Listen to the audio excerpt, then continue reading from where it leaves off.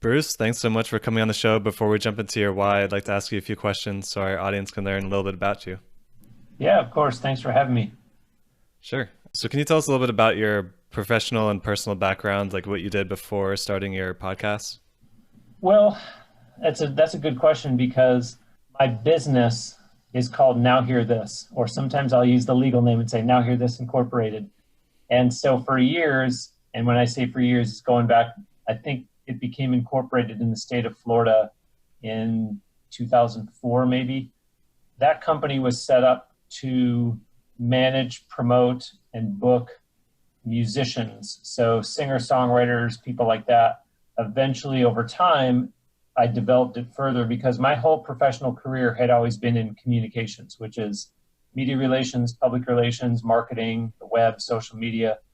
And so I took that experience and all my knowledge and background and decided, well, I could actually apply this to other industries. I don't just have to continue working only with the music industry.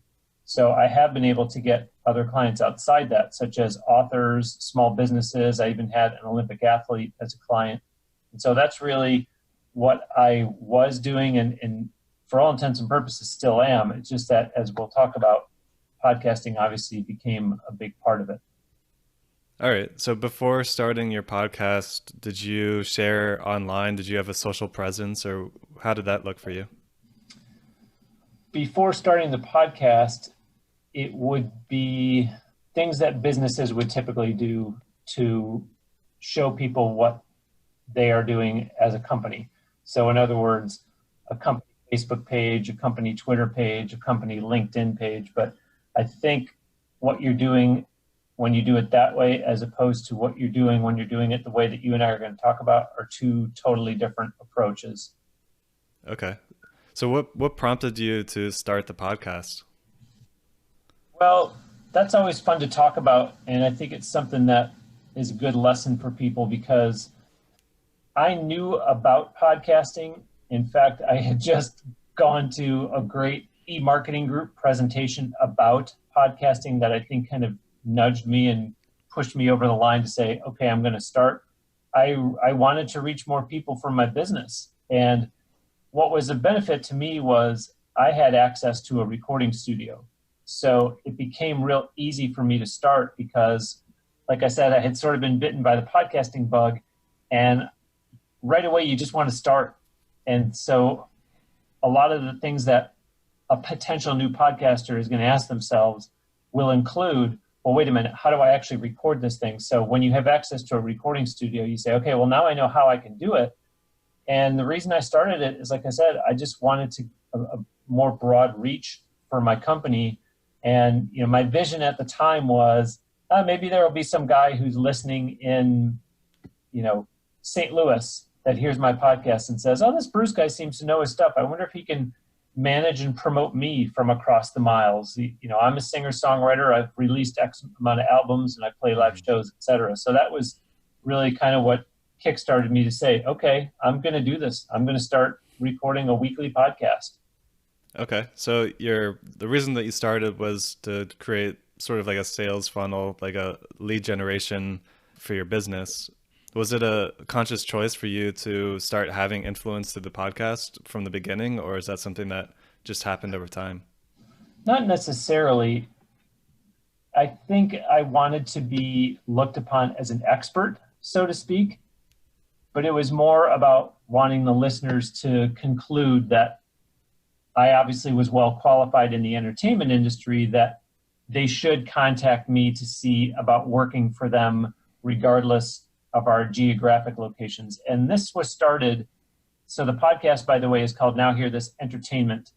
And just a really quick tip for people when you're starting a podcast, it's as easy as just going on iTunes to look and make sure no one else is already using the same name that you are, or I should say Apple Podcasts, and they don't want us to call it iTunes anymore. But because my business was called Now Hear This, I thought, well, I'll just call this the Now Hear This podcast. And I looked and someone else was already using it. And I thought, well, since I'm going to be interviewing guests who are having success in entertainment, primarily music, I'll just call it Now Hear This Entertainment. And that was available.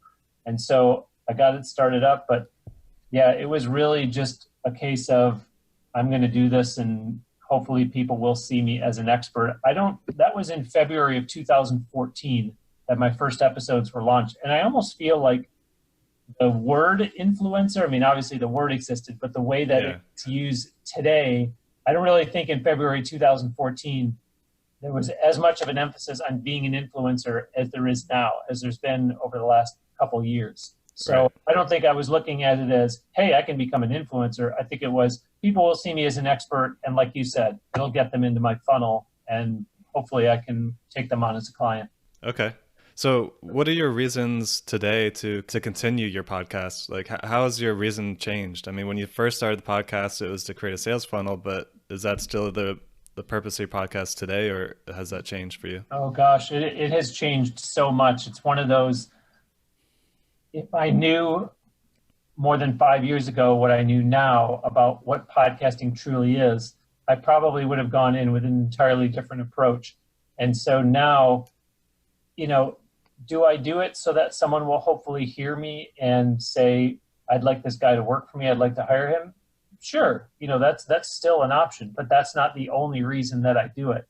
And I think now it has become also a vehicle for me to show what I can do in the world of podcasting, that perhaps someone will hear it and say, I'd like to hire this guy just to do a podcast for me. And I'm not even talking about, can I go to him and record my podcast, or can I get him to edit my podcast, or can he market my podcast for me? I'm talking about someone may hear it and say, okay, this guy is a pro at what he does week in and week out. And I think I'd like to see if, because, obviously one thing that has not changed over the years is companies are always looking for ways to save money. And instead of spend all kinds of money and time on retraining an employee, not to mention what that does to an employee in terms of, oh, great, you're piling more work on me. Now I got to learn about podcasting and you're not going to give me any extra money for this. Well, if all of a sudden you can just contract out with an expert to do it for you, now I look at it as, this is establishing credibility for me in the podcast industry. So now it's also getting me more speaking opportunities. It's funny that I stumble over saying speaking opportunities. And so there's just so much that I see the longer I'm in it, and the more possibilities that by no means am I only doing it every week. Not to mention that I knew when I started it that I was going to need to get a guest every week. But I think back then I just thought, I need a guest. And now I look back and I see all the tremendous connections that I've made and all the contacts that you can get from having a podcast. And mind you, I will go out of my way to say that I do think it's a lot different when you do a show that's as long as mine, because now hear this, entertainment, the episodes are 45, 50, 55 minutes long. So you're really having a really substantial conversation with someone that you can actually form the basis to build a relationship from. I think if you're doing a podcast and you're talking to someone for 5, 6, 7 minutes, it's really tough at that point. And now I call upon these people for a lot of different things. And I just think that it has so helped me tremendously to build up my network that that's nothing that I ever could have foreseen in February of 2014 when I started it up. That's awesome. So I guess since we're on this topic, what kind of doors are opening or have opened for you in regards to podcasting or the community that you've built through the process of it? So I'm about to go to an event in Nashville, which I'm going in on a media pass, which again, at the bottom of the screen, it should say results not typical. I don't want people to think if they start a podcast that they can get into any event they want on a media pass, because they can't. It really is going to vary from one to the next. I used to get into this same event by way of a guest badge from someone else, but to now be able to show people that, hey, this is legitimate and this is the value that I'm giving you by you allowing me to come in as media, that all of a sudden becomes something that I can say, there's this expression that, it's because of my show. I'm able to go and sit down in Roy Orbison Jr.'s home and have a real in-depth discussion about the music industry and how can we help each other because of my show. If you think about someone like Roy Orbison Jr., you say, how would I ever go sit in his dining room and have lunch with him if I was just Bruce who runs Now Hear This? You're not going to. But all of a sudden it's, well, we made this nice relationship with each other. We had this long interview. I like you. Look me up when you come to town. And so things like that. And then, as I mentioned before, speaking opportunities. I think when I first started to see that this podcast might lead me to some speaking opportunities, I think even then it was sort of tunnel vision of, I can get booked in the entertainment industry. Maybe I can speak at some music events. And all of a sudden, the more I got onto it and the more successful I was with podcasting, I realized, well, wait a minute, I'm going to podcasting events and seeing speakers. I can be a speaker too. I can be up there and talk about how to promote your podcast, which is typically what I speak about. So there's so many doors that have been opened up, not to mention that there's a presentation that I give about the power of podcasting, expanding your reach and enhancing your brand. And one of the first things that I tell people, because that's attended by people who don't currently have a podcast, one of the things that I'll say is, you start off going from, in my case, I was quote unquote just Bruce Wawrzyniak, who ran Now Hear This. Well, then I became Bruce Wawrzyniak, who runs Now Hear This, and as a podcaster. And eventually I started to get these speaking opportunities that we're talking about. So then you become business owner, podcaster, and speaker. And eventually I launched my ebook series, which was born out of my podcast. And then you're all of a sudden business owner, podcaster, speaker, and author. So the opportunities that you get are a lot more, as I said, than I thought they could be when I first started. Well, that's great. Well, congrats by the way, for where you've gotten so far. Thank you. As far as having impact on people, is there a moment for you where you realized that it was more than a sales funnel and this podcast started having to impact on people? Are there any like stories that come to mind of maybe someone that reached out to you and said, hey, this episode had an impact on me, or anything like that? There's and I promise I'll keep them brief, but there's 3 different stories that come to mind under that umbrella. I know there's one that you want me to tell, which is in March of this year, we were at Podfest Multimedia Expo in Orlando, and there was an after party, and someone who had been a guest on my podcast randomly showed up at the after party, as in, for all intents and purposes, had no business being there because you had to have a badge, you had to be connected with the conference. And how she got in there, I don't need to get into it, but here she is. She's a singer, songwriter, multi-instrumentalist.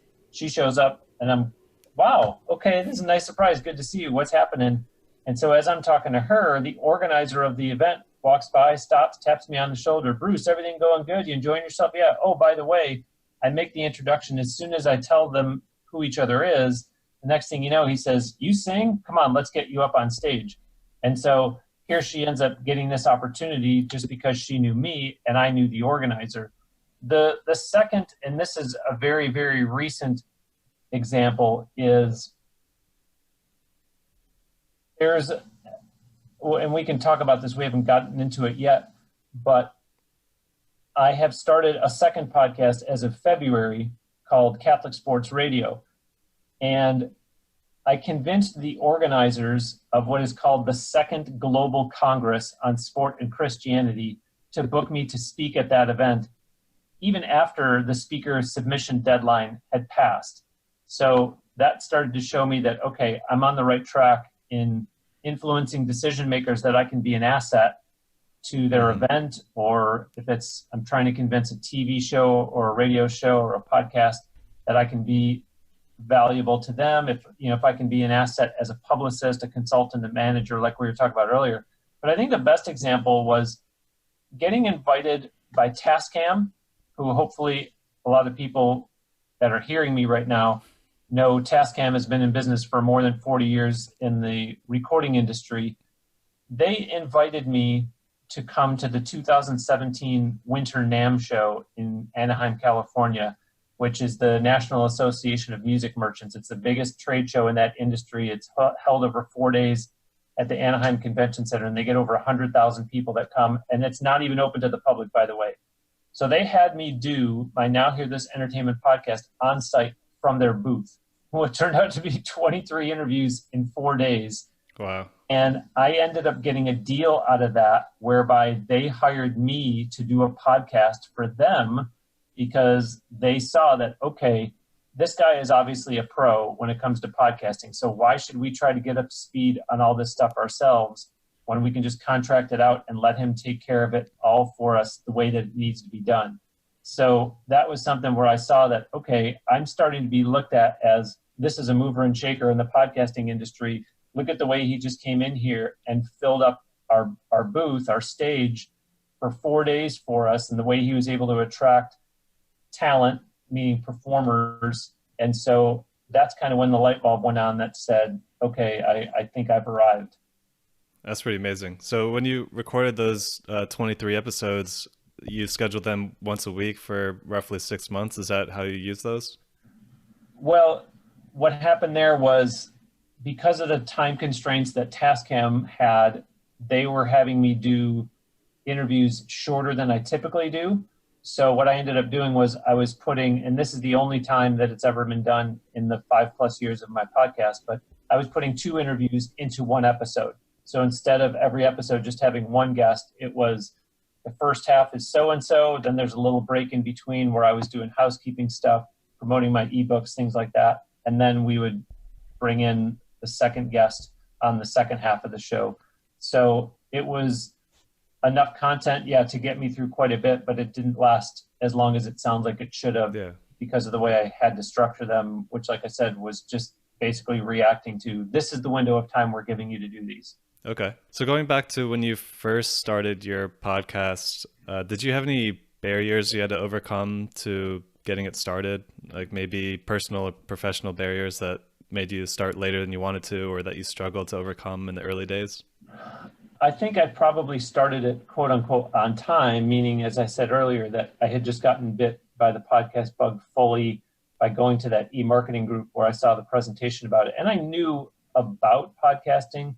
And because I did have the recording studio, I didn't have that barrier. I think the barrier that I had was, okay, there's so much more to learn about this that I don't think people realize, because people hear about podcasting and all they know is I have an idea.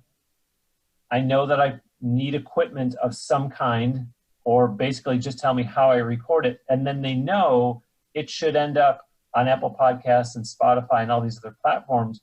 But there's so many details in between that they don't know about, that's when all of a sudden you get excited and you say, wow, I'm going to the studio to record my first few episodes. This is going to be great. And you walk out of there feeling like $1 million. And then you say, okay, so once the studio gets me those files, how do I actually get them out there?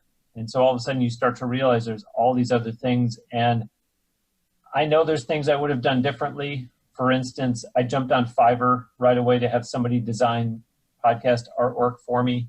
And I probably would have come up with a different look than I've still used to this day. And I know people say you can rebrand.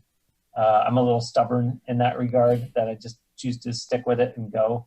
But I think I got it out in a pretty good fashion, time-wise, all things considered.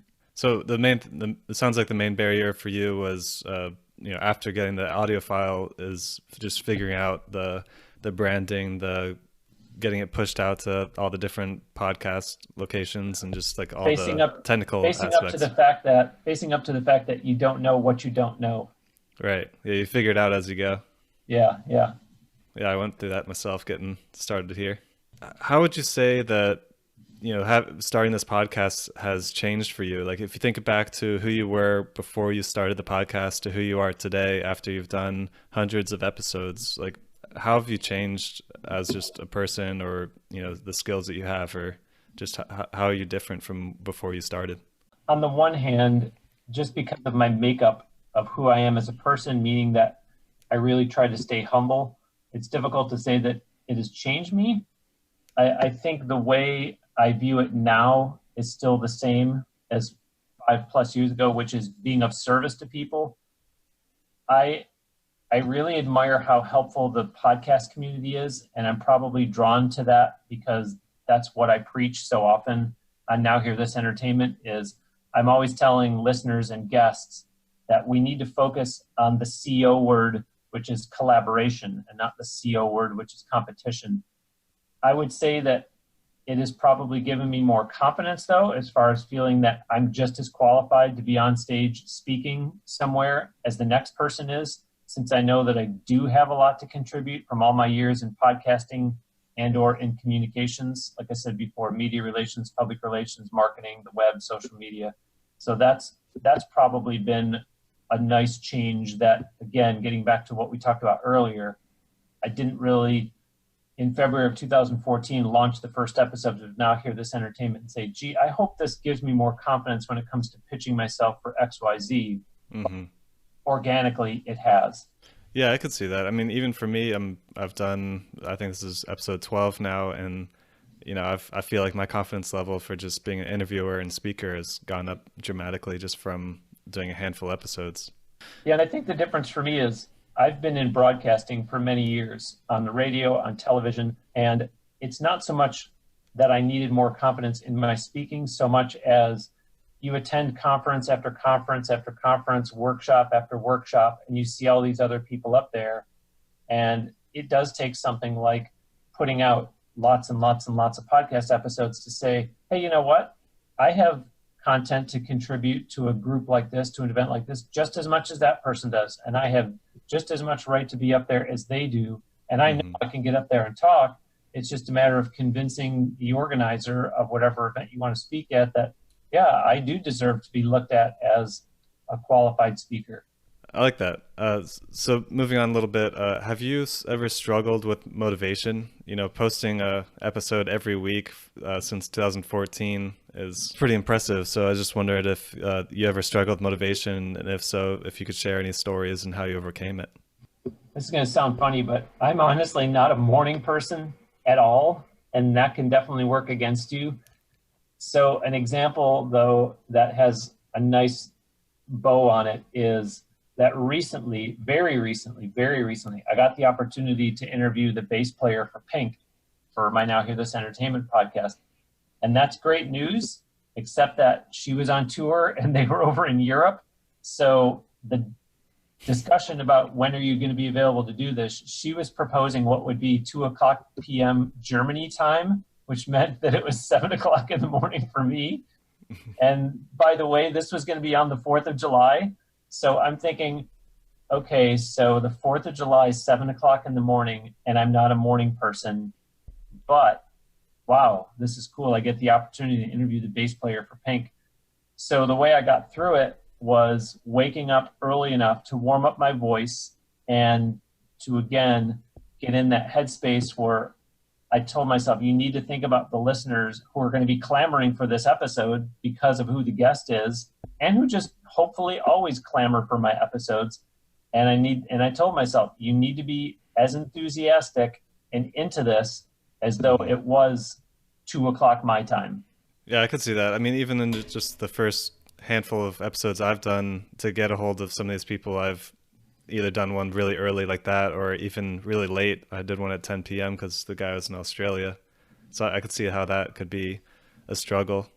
Yeah, and the ones that are, I've had a couple of those where I've had, like you said, I've had one or two people in Australia where it's like 10:00 at night, Florida time where I am, or I think there was even someone that was only in California, which big deal, 3 hours difference, but I think I had to do that.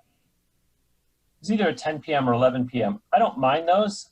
It's the ones in the morning, like I said, because I'm just not a morning person. And I remember when my nieces and nephews were really little, and one of them once said one time, Uncle Bruce doesn't talk in the morning.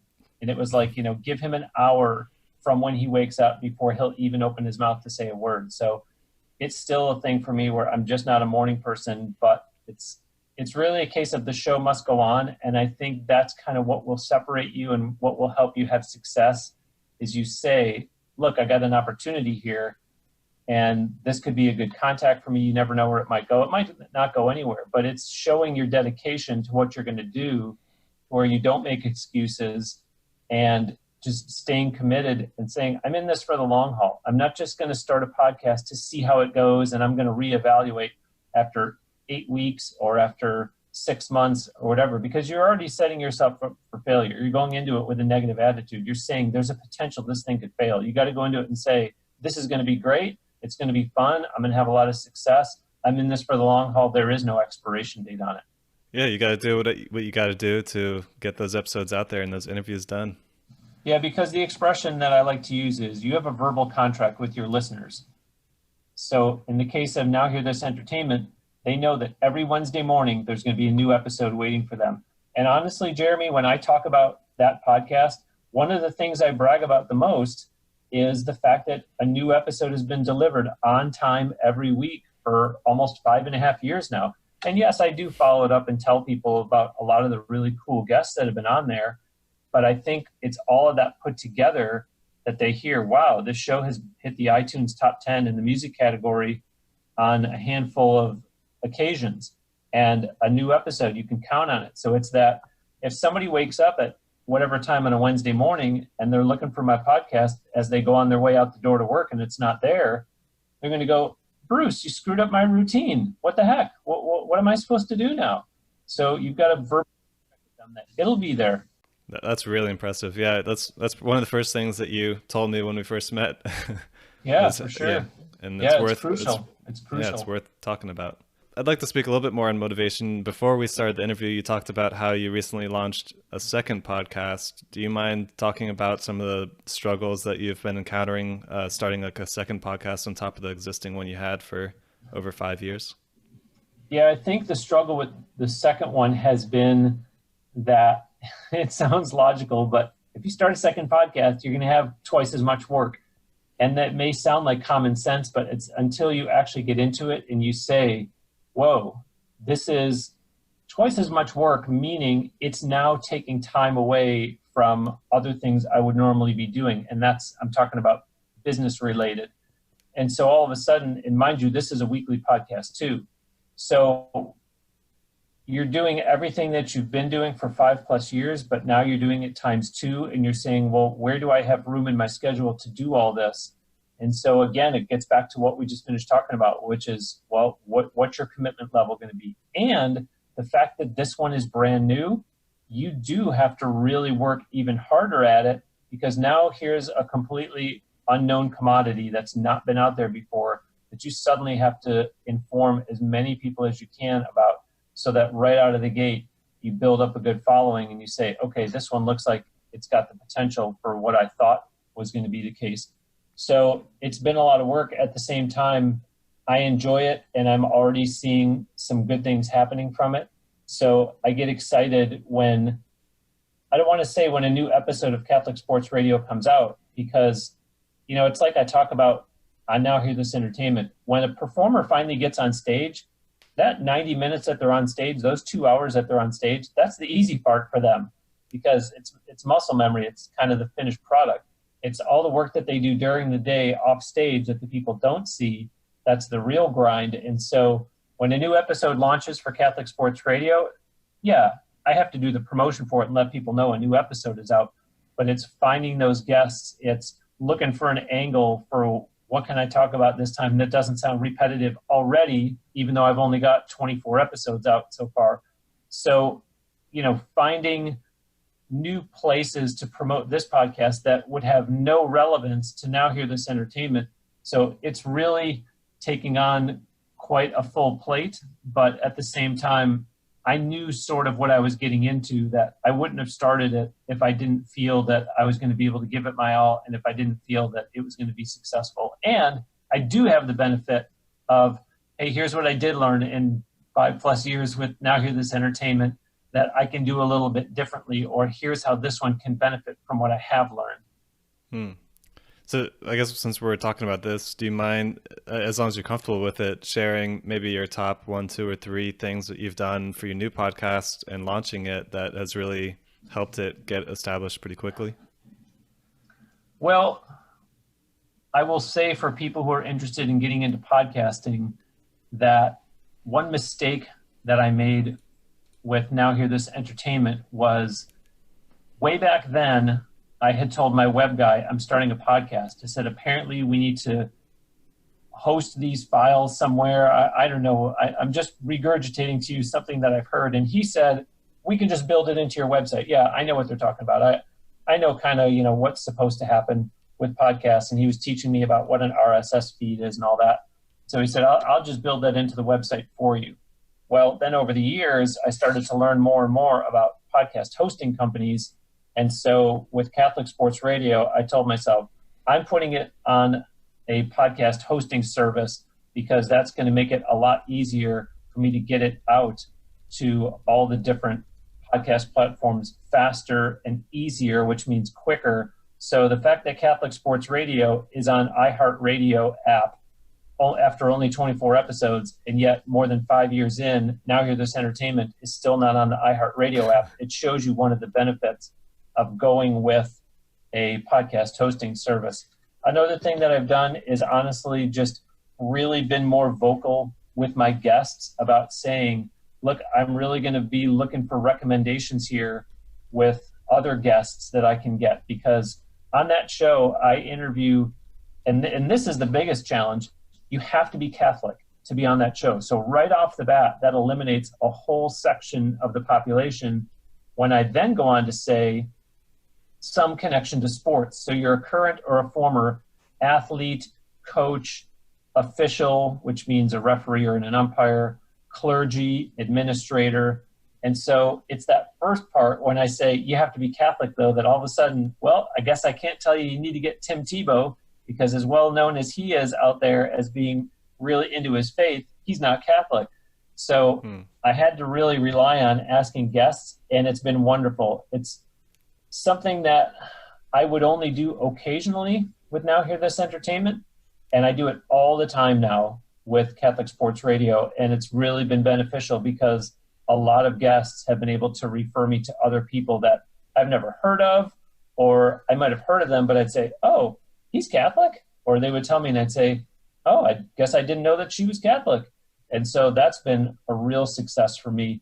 And then a lot of it is just, practicing what I preach. There's a talk that I give at a lot of podcasting events, which is called 20 plus ways to promote your podcast. And for example, one of the things that really helped me out with Catholic Sports Radio was I wrote a press release announcing the launch of Catholic Sports Radio. And I sent that out, and the Catholic News Service picked it up, and they called me, did a telephone interview with me, and they sent out their own story about it. They wrote an article rather than just reprinting my press release. And so when they send it out, it becomes available to all the papers, all the Catholic radio, all the different media outlets that they serve, that subscribe to their service. And the next thing you know, that thing was showing up in diocesan newspapers from Philadelphia to Indiana to places that I was going, wow, this is pretty neat that all these places are picking this up and printing it that I didn't directly make contact with.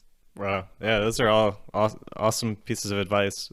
Do you mind? I'd like to drill into one of them just because it's something I struggle with, and it's to getting more guests. How do you usually ask for recommendations? Do you usually do it at the end of the interview? Do you follow up with email? What do you find that's been successful for you? I usually do it when I say when the interview is over, it's once I've clicked stop, and so the guest is still on the line, but we're no longer recording. I'll thank them, have some happy talk, just do some pleasantries, and then I'll say, listen, one thing that you can really do that would help me out, because I can generally tell if they've had a good experience. If it's somebody who, wow, this person seems like they weren't really prepared for what we just did, they were just kind of going through the motions, I will make the decision on the spot. I'm just going to let this person hang up. I'm going to thank them and let them continue on with their day. For the overwhelming majority, I'll say right in that moment, listen, one thing that you can do that would really help me out, if you don't mind, I would, and you know that on the other end, they're bracing and saying, oh boy, what does he want? And if all you're doing is asking for a guest referral, you're not really asking for a lot. It's not like you're saying, can you send me a check, or can you buy my this, or can you go and like the Facebook page for the show and follow on Twitter and follow on Instagram. It's like, come on, buddy, enough with the laundry list. So to simply ask them for a guest referral, some of them think of the answer right on the spot. I've had a couple that have said, yeah, actually, who you need to get in touch with is XYZ. Some of them will say, I'll make the introduction for you. Others will say, okay, I'll give it some thought. No one jumps to mind right now. But if I don't ask them, they're not going to know that I need help. And I've even gone so far as to, I don't want to say every episode, but occasionally on the podcast itself, I'll tell people, and usually what I've learned is, and I've just kind of come up with this on my own, is it's a good strategy to get people into the Facebook group, because I will say, don't forget that we have a Facebook group called CSR Listeners for prayer requests or just for fellowship, or if you want to comment on the show. And even if you have suggestions for guests, you can put those for me in the Facebook group and I'll track the person down unless you already know how to get a hold of them. So all of a sudden it's doing two things for me. It's getting me more people going into the Facebook group and creating more awareness for it. But it's also giving me a chance for the listening audience to contact me and say, yeah, there's a guy that I know who goes to my church and he used to play for the insert team here, and he's real active in the church community, et cetera. You should contact him. Okay. So you have, you also have a Facebook group for the podcast, which is sort of your hub for the community. I have a Facebook group for each podcast, and no surprise, one is called NHTE Listeners and the other one's called CSR Listeners. The one for Now Hear This Entertainment, I launched that way too late. The one for Catholic Sports Radio, I launched that essentially at the same time that the show was starting, because I knew that I wanted to have one. So I knew that on episode 1, I needed to tell people, look, I'm going to start a Facebook group, and if you want to be in community with one another, let's do it online in a Facebook group. So I think I learned from my experience with Now Hear This Entertainment enough to say that, okay, here's probably what I can do a little bit differently that might give the Facebook group a better chance. I'm not telling you that it's real successful and that I have tons of people in either one of the groups, but at the same time, if you're going to do it, you don't wait to do it until you have, 52 episodes of the show out, because those are 51 missed chances that you could have been telling people. And granted, it does get a little challenging, because I heard at a big podcasting conference one time that you should not be giving the listeners this laundry list of all these things that you want them to take action on. I sort of agree with that. I sort of disagree with it. I understand the premise behind it. I also think that different things are going to resonate with different people. So I think if I tell you that there's a Facebook group, you might say, awesome, I'd love to talk with other like-minded people who obviously must listen to his show. There might be people that say, I'm one of the few people that's not even on Facebook, or I just don't like Facebook. I like Twitter, or I like Instagram. So that's not going to be of interest to you. But if I tell you about buying my ebooks, you might say, well, he gives out a lot of good tips, and I'm a musician that my career needs some help. I'll go download his ebooks. If I'm telling you that if you shop on Amazon, to click on the Amazon banner at nhte.net, you might say, oh gosh, that's fine. I shop on Amazon all the time. I need help with how much I shop on it. So I think that, like I said, it's not as bad as people make it out to. I think the spirit with which that was said was, you're going to overwhelm your listeners with so many that they're not going to take action on any of the stuff you're asking them to.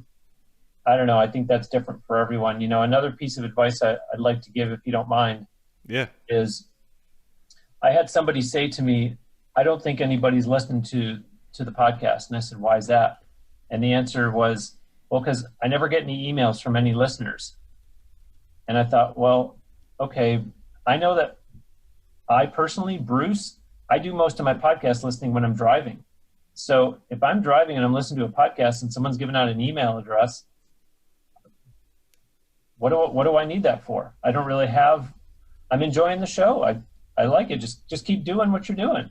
And yeah, someone can argue, well, I'd love to get an email saying that. I love your show. Keep doing what you're doing. But if you're driving and you don't have a way to write it down, and you're not that motivated to write someone just to say, I love what you're doing, keep it up, then you just go and look at your stats. Your stats might not be that great, but it'll show you people are listening. They're just not writing in. That's all. Don't worry about it. And do a self-audit and say, well, wait a minute. Of the podcasts that I listen to, have I ever emailed the host? Probably not. So don't be upset and think that your show has got 0 listeners just because you never hear from anybody. And if people are joining your Facebook group, or if it, like I said, it's simply as if you look at your stats and you see, okay, my stats aren't what I want them to be, but I can see people are listening. There you go. You have an audience. Yeah, that's great advice. Some people may just feel like they're not getting much feedback, because podcasting doesn't really give you much feedback. And I've already realized that. I mean, I can look at iTunes reviews and you can get like a one moment piece of feedback from someone, but it's not like they go in there and leave another review and give you another comment. So it's not as much of like a community aspect where there's a lot of interaction, but there's a lot of people that just listen in. Well, and a lot of it has to do with the subject matter and the age of your show, because Now Hear This Entertainment is more than five, it's closer to 5.5 years old. And over time, I've gotten listeners from 147 countries around the world. Now, with Catholic Sports Radio, it's still new. There's only 24 episodes out, but I get lots of emails from listeners on that show. So obviously just that they're more emotional or they're more moved to want to write to me for whatever reason. And I'm not saying either one is right or wrong or either one is more successful than the other. I'm just saying that different strokes for different folks. And like you just said, people are going to engage to whatever level they really feel that they're called to. Oh, that's awesome to hear. So, we jumped into the advice piece a little earlier than I usually do. So I'd like to go back to a couple of questions real quick. What's inspiring you most about the future of your podcast or the future of just what it is that you're doing? You now have 2 podcasts. You have these speaking events that are popping up. You're going to these conferences as, featured guests. But what's inspiring you most about the future?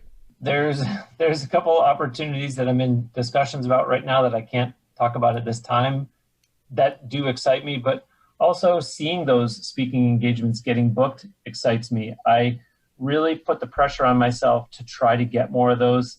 Earlier this year, I launched a website called speakerbrucew.com, and that shows people that, okay, this guy really is out there doing speaking engagements. There's a video on that website that shows me speaking in Orlando, me speaking in Washington, D.C., me speaking in Las Vegas, me speaking in Tampa. And you watch that reel and you see here's an entire website devoted to him being a speaker. And okay, this is more than just, oh, by the way, listeners, if you got an event going on that I could be a part of, get in touch. I'd love to speak at it. Those are 2 totally different approaches. So when people hear speakerbrucew.com, you've got your own website just for speaking.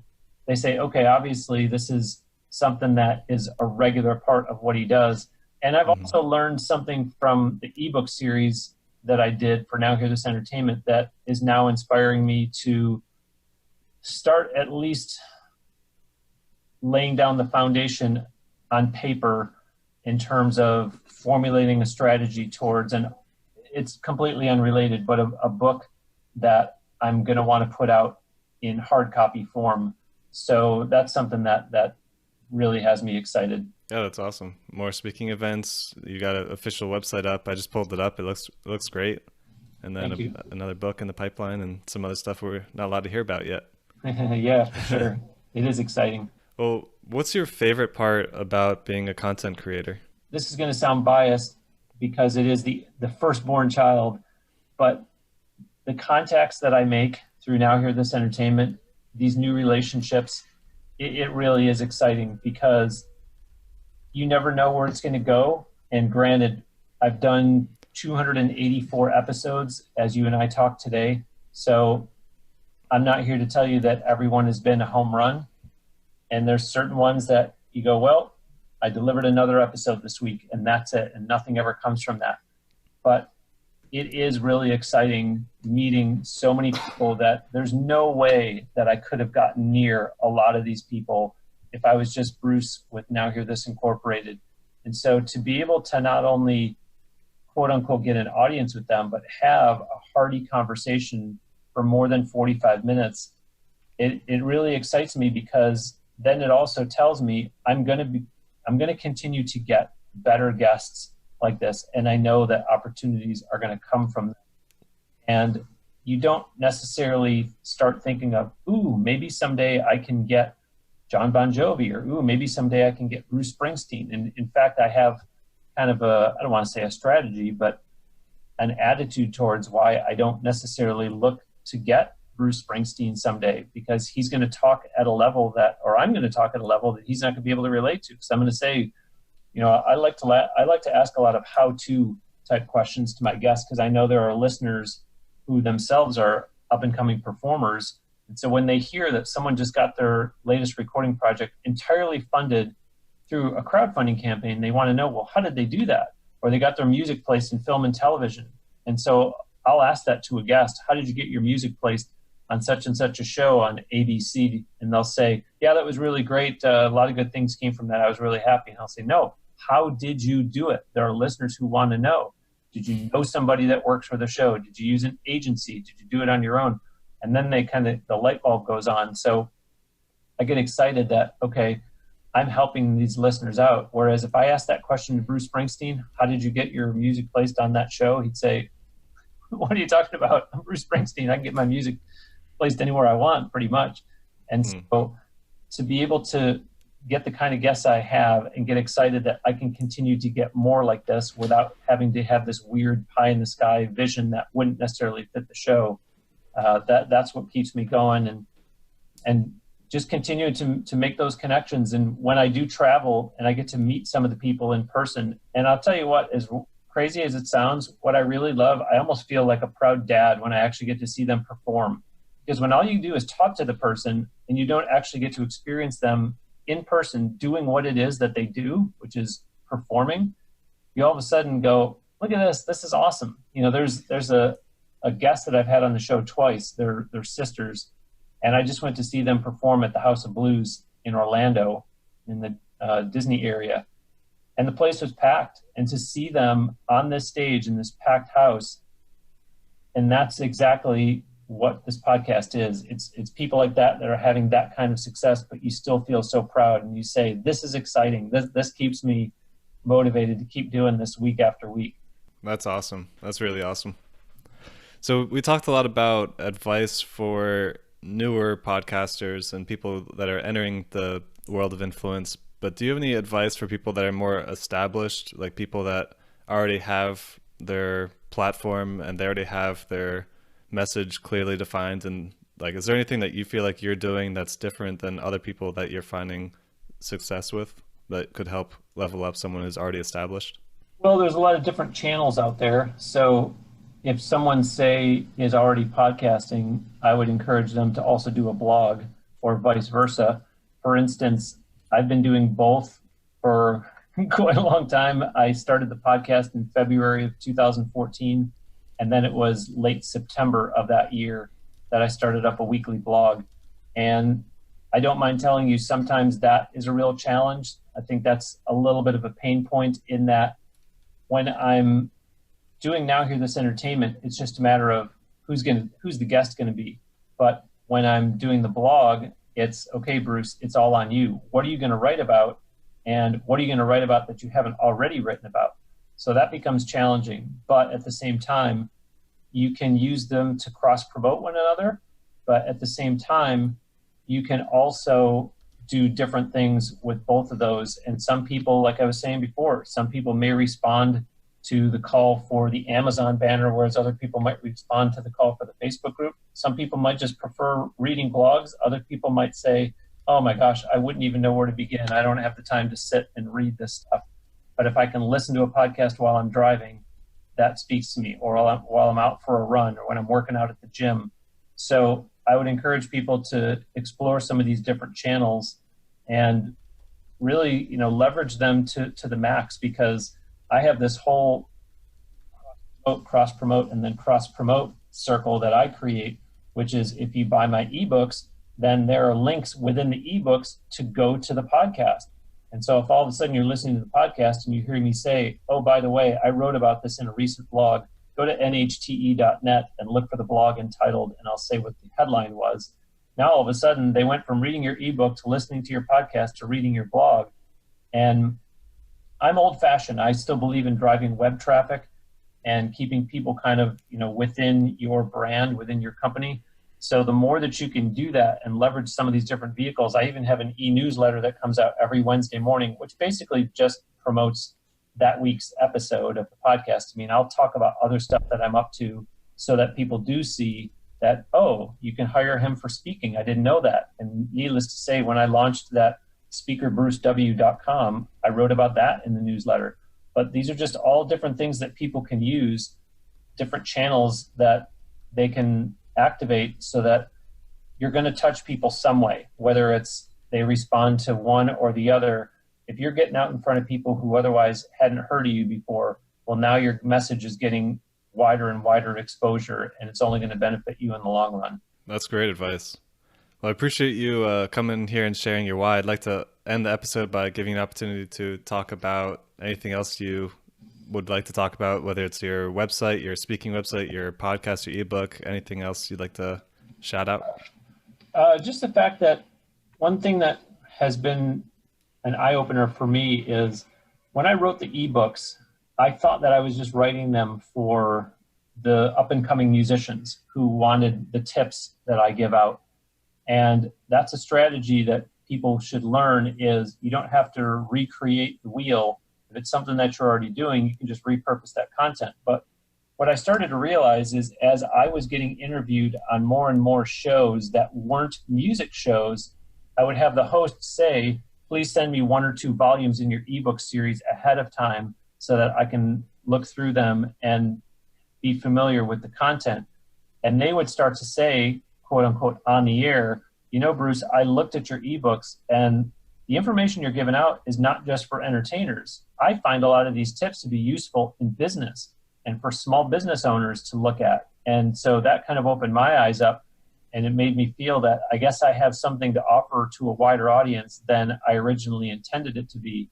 So people can go to brucesbonusbook.com and they'll see the 4 volumes that I have there that you can download. And now I can say that don't be thrown by the cover, don't be thrown by the title.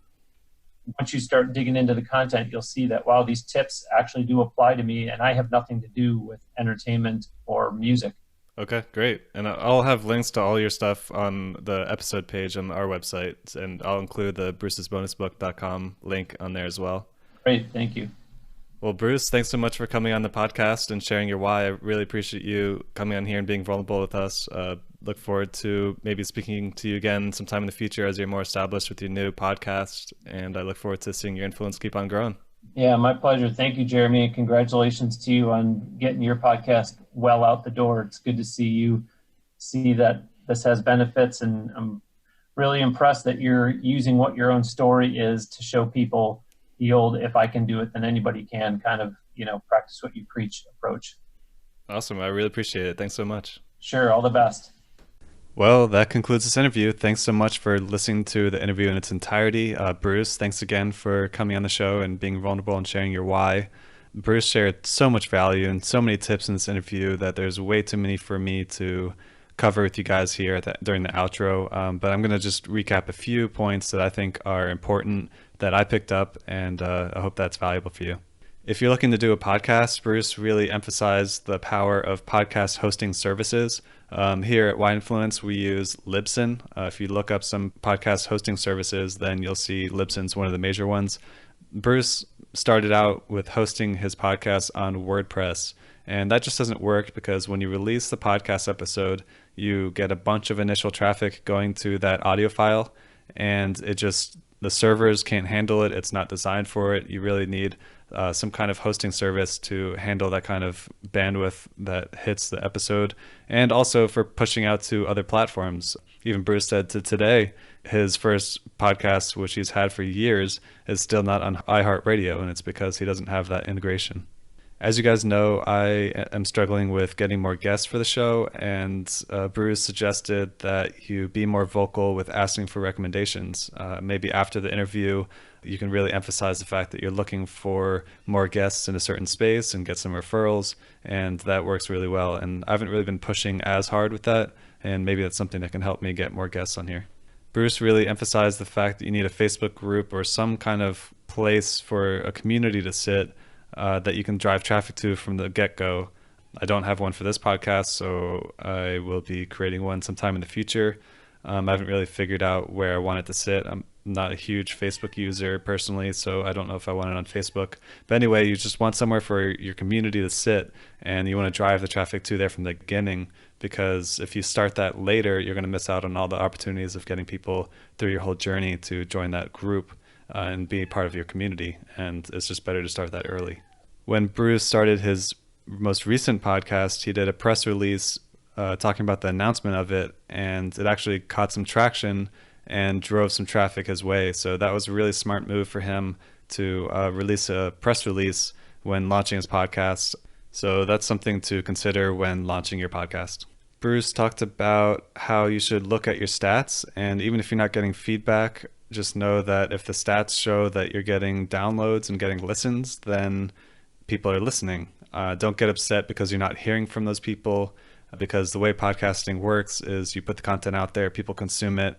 Really, the only way that you initially get an interaction from them is through a review, which not a lot of people leave reviews for podcasts. So you don't really get a lot of interaction. You don't know if people are actually consuming the content, if they're liking it, especially if you don't have anywhere to send a community to have dialogue about it. It's very difficult. So don't get upset because you don't hear from people. Just give it time and just keep posting. Bruce talked a lot about the power of blogging. If you have a podcast, then you should be blogging. If you have a blog, you should be podcasting. But then you can cross promote between the platforms. Now that Bruce is more established in his podcast, he has an ebook and he does public speaking. So he just sort of uses one to promote the other and to promote the other, and just sort of cross promotes his own content now that he has these different platforms that he can send people to. Bruce talked about the importance of having a newsletter. He sends one out weekly with a podcast episode as well as news, or if he's speaking and anything else he wants to put in there. And then he talks a lot about repurposing content. So if you have some content you've already created, maybe there's ways to repurpose it so you don't have to put as much effort into creating more and more content. Now, transitioning to my journey here at the Why Influence podcast, I asked Bruce for some feedback based on his experience, and he gave me a few points that I'll share with you guys because I thought it was valuable. When I schedule the interview with someone, I send them a Google Doc, and in that Google Doc has a list of questions, basically just the types of questions I'll be asking during the interview. And to Bruce, it wasn't really clear that I may ask questions that aren't on that list, or I may dive deeper into other topics. So he just gave some pointers to just emphasize that it's sort of a guideline, but not really set in stone. So I'll just make some tweaks to the questionnaire that I send. I also tell people that an interview takes an average of 45 minutes, and when they book it with me, the calendar books 45 minutes. This was a longer episode. Bruce was a little worried that we're going to run out of time because we're going over the time limit that we talked about. It wasn't really clear to him that I had some flexibility in that. If it's good conversation, we're getting a lot of value, then I'm okay with it going a little bit longer. He suggested that I just set an expectation that that's an option so that it's clear for the guests. I thought I did a pretty good job in this interview. I felt pretty natural, and I felt like the conversation flowed pretty well, and it went a little bit out of order, and I was able to just flow and make it work. So I'm pretty proud of myself for how this interview turned out. And yeah, that's pretty much it. If you're new here, then please hit the subscribe button. If you're a returning listener, thanks for tuning in again. Please go to iTunes and leave us a review if you haven't already. Those reviews help us get bigger and better guests. If you want to learn more about Bruce, just go to our website, and you can see in the show notes links to all his stuff. Whyinfluence.com, WHYinfluence.com, episode 13. It's going to have all Bruce's info in there.